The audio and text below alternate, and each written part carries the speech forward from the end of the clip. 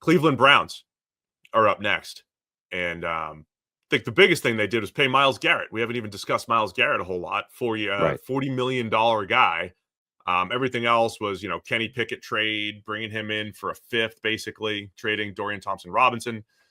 Cornelius Lucas, he's like Morgan Moses light for me, Sam. You always bring in Cornelius Lucas. This was my Ty and Secchi a couple of years ago, right? When you have a swing tackle that can step in and start at both spots, which is rare, you bring that guy in for 2 years, $10 million. So great move by the Browns bringing in Cornelius Lucas. Great. And then great move. Yeah, great move relative to the money. And then Joe Tryon-Shoyinka, former first rounder, comes in off the edge. Yeah, I mean, Tryon-Shoyinka is the kind of guy, he's got the athleticism that could have a ton of cleanup plays from Myles Garrett pressures. I kind of like that as even if he's not going to get much better, never going to sort of put it together as a former first round pick. That style of player, I think, has the potential to have way more success playing with a Myles Garrett than he did elsewhere. So I kind of like that for that reason alone.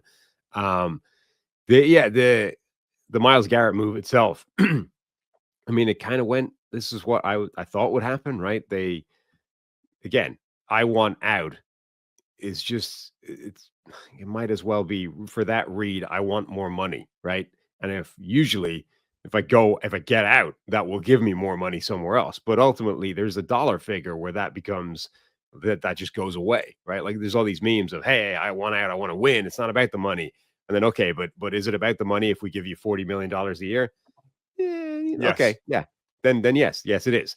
So, this was always about, will the Browns simply go to a dollar figure that makes Myles Garrett forget about wanting to win? And the answer is yes. They were. They make him the highest paid non-quarterback in the NFL, and that seems fair. Myles Garrett is one of those, 3, 4, 5 players that has a strong case to be the best non-quarterback in the NFL. So he deserves that kind of contract. So that makes sense for Cleveland. Like it would have been like a total rebuild, tear down, strip this whole thing back if they're trading away Myles Garrett. Like he's the best player they have. He's one of the best things they have going for them. If they exceeded, to his demands, they would have been like, this is it. Everything's gone, like fire sale. Instead, they're like, no, he's our best player. We want to keep him, give him that kind of contract. But it's all conditioned by this DeShaun Watson deal still on the books, and now they're still trying to figure out what the quarterback situation is. Yeah, I mean, that's obviously going to be the biggest question for the Browns. I'm glad they got the Myles Garrett thing done, and it's kind of like you pay the quarterback, and then you kind of know what the finances look like going forward, and you can make your decisions around that. You've got Myles Garrett locked up. You at least have that elite pass rusher for the next few years, and now how do you make your decisions around that? I mean, we've complimented the Browns for their team building efforts in previous years just because they had a stretch where they had one of the best offensive lines in the NFL. Well, all those guys are getting a little bit older, heading into the last year of deals.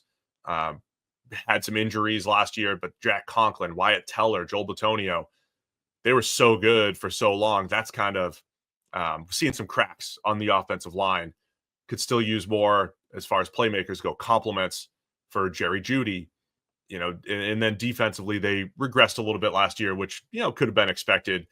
Just been an inconsistent defense over the last couple of years, not as effective rushing the passer next to Myles Garrett. So I think there's still more work to do for the Browns. But yeah, the DeShaun Watson contract ends up being such a hindrance for them right now. And they still have to figure out who they actually want to play quarterback, because they could, I don't even know when Watson recovers from the second Achilles injury, if they literally never want him to take a snap, if he's going to play halfway through the season when he comes back, or if they're going to draft somebody. There's still a lot up in the air. I don't think the Kenny Pickett move was telling. I don't think he's the backup option, like the backup starting option, that they're just not going to draft a QB now. I think they just kind of like Kenny Pickett better than DTR as a backup, so they made the move. I think at this point you have to assume that you have to treat DeShaun Watson like, dead cap space. DeShaun Watson is a dead roster spot, right? He's never going to play again for the Cleveland Browns, in my opinion. He, even independent of the Achilles injuries, he was playing so bad that they were going to have to bench him, even though they're stuck with that giant contract and the fact that, he is the most prohibitive, like the most secure player in football, in that they have the giant roster, or the giant contract that's fully guaranteed, and they traded everything that they traded to get him, like the sunk cost of all those draft picks and the sunk cost of the PR nightmare that went along with that. Like he was the most untouchable player in the NFL, and yet he was playing so badly that they were going to have to bench him. So it doesn't even matter that he tore his Achilles and then tore it again. I think you just have to assume he will never play for this team again. He's a dead roster spot that they have to carry, and his contract is a huge millstone around the neck of this team. But he's not a factor, in my opinion, when you're talking about the quarterback situation for the Browns, other than the fact that they're stuck with him, right? So for all intents and purposes, they don't have a quarterback, which is why they go and add, Kenny Pickett to the roster, because DTR had shown that he probably wasn't capable of starting either. So they basically have their quarterback depth chart right now reads Kenny Pickett, Bailey Zappi. The end. Yeah. So, I mean, the Pickett move is him as a backup. I kind of agree with you. I think Watson's probably done regardless, and they're just going to eat it.